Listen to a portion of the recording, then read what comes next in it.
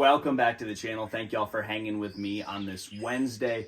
So I got a question about spinnerbait trailers, and I've talked a lot about spinnerbaits lately. It is my favorite bait in the post spawn, not only because of the shad spawn or fry garters, but it is also just a really good offering for fish that are trying to get one more big meal before they head out to their summer haunts.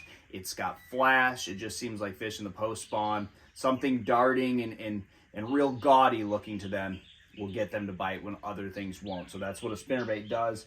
And the trailer situation for me is super basic, and you don't really even have to go out and buy a bunch of trailers. Most of the time you have some type of soft plastic laying in the bottom of your boat that you can hook to your spinnerbait, and that will make your spinnerbait just fish a little bit differently, and hopefully that's all you need to get a bite when you're doing something that, you know, is not getting bites. But the biggest thing for me when it comes to a trailer is the more plastic you put on the back, the more it's going to ride up in the water column and the slower it's going to fall. So a lot of times in super clear water, I will take my spinnerbait right out of the package and I will not throw any trailer on the back of it, because I want that bait to fall fast when I kill it, or if I'm yo-yoing it, and a lot of times I'm reeling it super fast. That's the biggest thing anytime you're fishing a spinnerbait in clear water.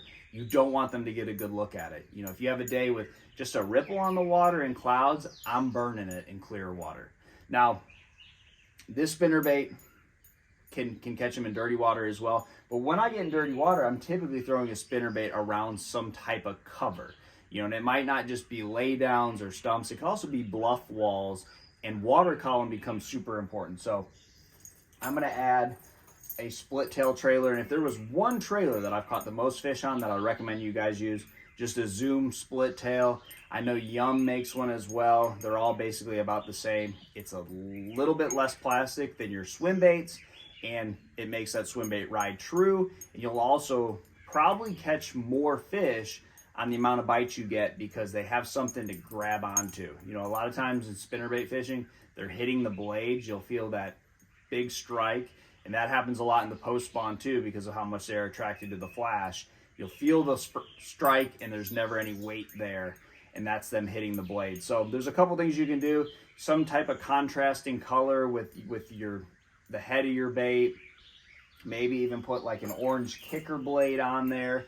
You know, that orange kicker blade is usually pretty close to the point of the hook. So those are a couple things you can do to get them to mistake your blades and just go straight for your hook.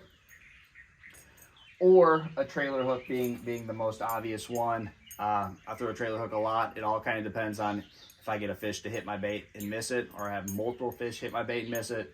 Trailer hook's going on. I like a really small trailer hook, so I don't put anything over like a size 1/0 when it comes to trailer hooks. But back to the trailers, because that's what this video is about. So when I want more plastic than your split tail, and the split tail is going to work good around trees.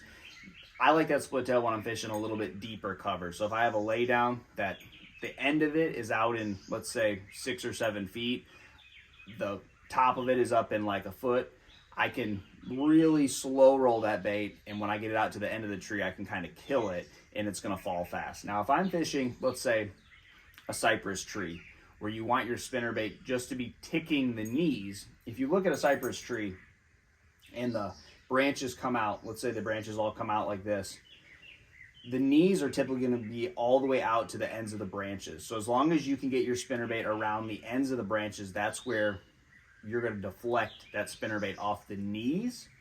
And a swim bait for me helps me keep that bait in the perfect water column, because if you let it sink too much, you're going to snag those knees rather. So you want it up in the water column, and you don't really change depth with it. You're not letting it, you know, slow roll and fall and go deeper as you get it closer to the boat. So you're basically keeping it in the same depth range. That's where I really like a swim bait. Now I will put on 2 different swim baits.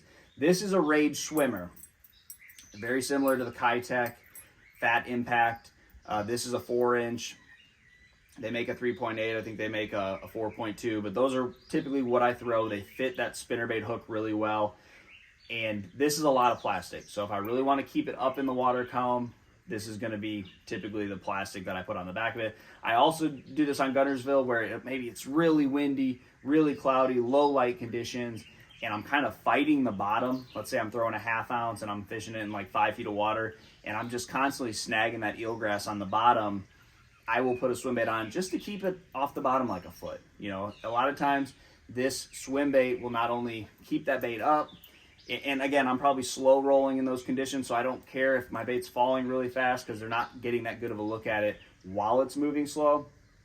I can also feel it a little bit better at times with that kicking swim bait type trailer. You can throw a grub on the back, but I feel like I can feel the swim bait a little bit better than like a Kalin's grub or something like that.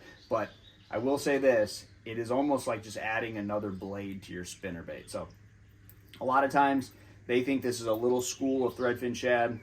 That's why I try to keep my spinnerbait trailers smaller, and also you don't want your spinnerbait spinning through the air when you cast it. You want it to be a real crisp, basically go out into the air and land in the water, how it's going to come back to the boat. That's going to allow a smaller splash, and I think that's going to help you get a lot more bites as well on a spinnerbait. But if, let's say this is too much, it's pulling it up off the bottom too much, they make smaller, thinner swim baits. I don't think they make this one anymore. This is an old school Jean LaRue Sweet Swimmer, but there are a lot of swim baits out there. You could even just go down to a smaller Rage Swimmer or a smaller, shorter rather, Rage Swimmer or Kitech Fat Impact, but less plastic. So they make a lot of swim baits that are just very little plastic, very little tail action. It's a good mix between a lot of plastic and a little plastic. You still have a little bit of kick from that tail,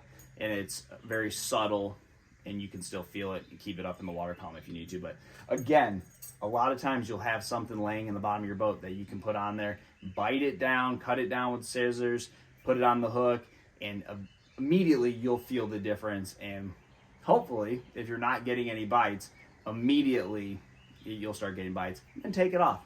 Try it without, so a lot of times if I'm fishing in backwaters or I'm fishing somewhere where I need a really light, small cast, I don't want, the fish to know I'm there, and I'm fishing way back where the wind's not really affecting the area, and I'm just making short pitches, I'll go with no trailer. If I'm trying to get my bait down in the water around trees and I'm letting it fall and I want it to fall fast, I'll go no trailer. So you don't always have to put a trailer on it. Sometimes it helps, sometimes it doesn't. Try that, guys. Good luck to you, and I'll see you on the water.